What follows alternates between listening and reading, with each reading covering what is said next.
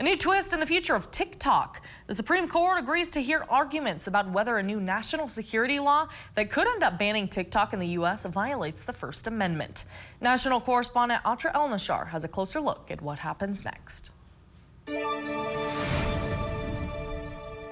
1 month from Thursday, TikTok may be history, at least in the U.S. The result of a national security law requiring the app to be spun off from its Chinese parent company, ByteDance. In a Hail Mary, TikTok turned to the Supreme Court, asking justices to decide if the law violates free speech. The court will hear arguments on January 10th. 9 days later is the deadline for TikTok to be sold. The following day, January 20th, President-elect Trump will be sworn in at noon. The court will decide on the day of arguments whether to pause the January 19th deadline. The chairman of the House Select Committee on the Chinese Communist Party, Republican John Molinar, says he's confident the court will make clear that foreign adversaries like the Chinese Communist Party do not have a constitutional right to weaponize social media applications against the American people. Molinar went on to say he's eager to help Trump negotiate a deal to make TikTok an American-owned company. Trump, who supported a TikTok ban during his first term but has since embraced the app, said this Monday. We'll take a look at TikTok.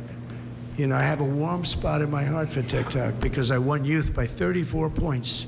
Adam Kovacevic, founder and CEO of Chamber of Progress, a left-leaning tech industry coalition, explains one scenario that could occur after Trump takes office and if the Supreme Court delays the sale deadline. The law allows any president to basically certify that the company has done what's called a qualified divestiture. So like certify that they have sold themselves to another entity. There's an open question about whether, Trump might try to exploit some loophole there to try to keep TikTok operating in the U.S. A true sale of TikTok seems far out of the realm of possibility because the Chinese government has the power to block it.